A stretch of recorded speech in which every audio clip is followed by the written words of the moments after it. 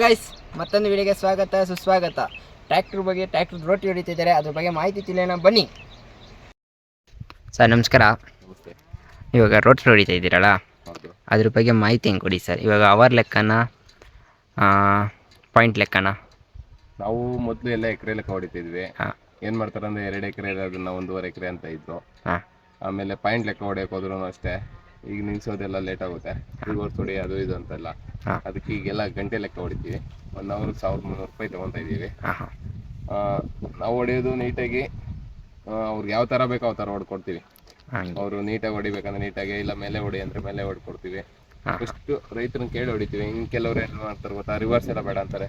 ನಾವು ಹೊಡೆಯೋದು ನೀವು ನೋಡ್ಬೋದು, ನೆಕ್ಸ್ಟು ಇನ್ನೊಂದು ವೀಡಿಯೋದಲ್ಲಿ ತೋರಿಸ್ತೀನಿ. ಒಂದು ಮಾವಿನ ತಪ್ಪು 1 ಎಕರೆ ಇದ್ದರೆ 3 ಅವರ್ ತೊಗೊಳುತ್ತೆ. ಆ 3 ಅವರಲ್ಲಿ ಯಾವ ಥರ ಕೆಲಸ ಮಾಡಿರ್ತೀವಿ, ನೀವು ಯಾವುದೇ ಕಾರಣಕ್ಕೂ ಗುದ್ಲಿ ಎತ್ಕೊಂಡು ಮಾವಿನ ಮರ ಕೆಳಗೆ ಹೋಗಂಗಿಲ್ಲ.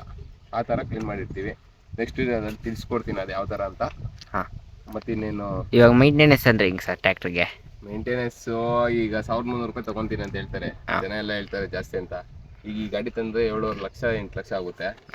ಅದಕ್ಕೆ ಇಂಟ್ರೆಸ್ಟ್ ಆಗ್ಬೋದು, EMI ಆಗ್ಬೋದು. ಮತ್ತು ನಾನು ಈಗ ರೋಟ್ರಿ ಬ್ಲೇಡು ಚೇಂಜ್ ಮಾಡಬೇಕಂದ್ರೆ ಒಂದು ಸಲ ಚೇಂಜ್ ಮಾಡಬೇಕಂದ್ರೆ 7,500 ಇಂದ 8,000 ಆಗುತ್ತೆ. ಮತ್ತು ಡೀಸೆಲ್ ಆಗುತ್ತೆ, ಆಯಿಲು, ಮೇಂಟೆನೆನ್ಸು, ಅದು ಗ್ರೀಸು, ನಮ್ಮ ಲೇಬರು ಎಲ್ಲ ಲೆಕ್ಕೊಂಡ್ರೆ ನಮಗೆ ಬರೋದು ಎಲ್ಲ ಒಂದು 300 ಇಂದ 400 ರೂಪಾಯಿ ಉಳಿಯುತ್ತೆ. ನಾವು ಅಷ್ಟೆಲ್ಲ ಬಂಡವಾಳ ಹಾಕಿ ತಂದು ಮಾಡಿದ್ರೆ ರೈತರಿಗೆ 1,300 ರೂಪಾಯಿ ಹೆಂಗಪ್ಪ ಅಷ್ಟು ತೊಗೊತಾರೆ ಅಂತಾರೆ. ಬಟ್ ಮಾಡಿದ್ರೇ ಗೊತ್ತಾಗೋದು ಇದರಲ್ಲಿ. ಈಗ ರೋಟ್ರಿ ತಗೊಳಕಿದ್ದೀನ, ಇನ್ನೊಂದು 5 ನಿಮಿಷ ಫೋನ್ ಮಾಡ್ತಾರೆ, ಅಲ್ವೇ ಹೊಡಿಬೇಕು ಬನ್ನಿ ಅಂತಾರೆ, 5 ಕಾರ್ ಹೊಡಿಬೇಕು ಬನ್ನಿ ಅಂತಾರೆ. ನಾವು ಚೇಂಜ್ ಮಾಡೋಕ್ಕೆ 1 ಅವರ್ ಕೆಲಸ ಇರುತ್ತೆ. ಇಷ್ಟು ಕಷ್ಟ ಅಂತ ಎಲ್ಲದಕ್ಕೂ ಬಂಡವಾಳ ಹಾಕಿಕ್ಕಿರ್ಬೇಕು ಅಲ್ಲ. ಬಂಡವಾಳ ಹಾಕ್ಬೇಕು ಒಂದು. ಈ ಡ್ರೈವರ್ ಲೈಫಲ್ಲಿ ಡ್ರೈವರು ದುಡ್ಡು ಮಾಡ್ತಾನೆ.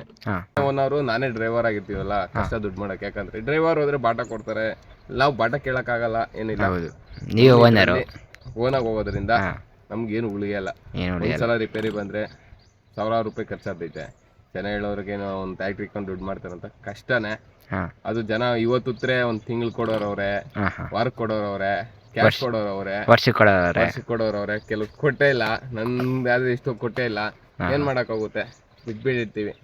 ಕೇಳಿ ಪೆಟ್ರೋಲ್ಗೆ 10,000 ಹೋಗಿರುತ್ತೆ. ಓಡಾಡಿ ಉಳ್ಸೋಕೆ ಮುಂದೆ ಬರ್ತಾರೆ. ಅದೇ ಥರ ಟೈಮ್ ಕೆಲಸ ಮಾಡಿಸ್ಕೊಂಡು ದುಡ್ಡು ಕೊಟ್ರೆ ನಮಗೂ ಖುಷಿ, ಅವ್ರಿಗೂ ಖುಷಿನೇ. ವರ್ಷ ಎಲ್ಲ ಇರ್ತೈತಾ? ವರ್ಷದಾಗ ಎಲ್ಲ ಸೀಸನಲ್ಲೂ ಇರುತ್ತೆ. ಏನು ನಮ್ಗೇನು ಟ್ಯಾಕ್ಟ್ರಿಗೇನು ಕೆಲಸದೇನಿಲ್ಲ. ಈಗ ಹೊಲ ಸೀಸನ್ ಎಲ್ಲ ಈಗೆಲ್ಲ ಹೊಲಕ್ಕೆ ರೆಡಿ ಮಾಡ್ತಿದ್ದಾರೆ. ಮಳೆ ಬೀಳ್ತಾ ಇರೋದಕ್ಕೆ ಫುಲ್ ಡಿಮ್ಯಾಂಡ್ ಇದೆ. ಎಲ್ಲ ಆಲ್ಮೋಸ್ಟ್ ಅಲ್ಲಿ ಯಾವ್ಯಾವ ಟ್ಯಾಕ್ಟ್ರಿ ಇಟ್ಟಿದಾರೋ ಎಲ್ಲರೂ ಈಗ ಬಿಸಿ ಇರುತ್ತೆ.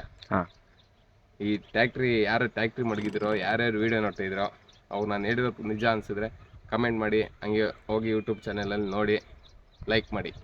ಓಕೆ ಸರ್, ಆಯಿತು.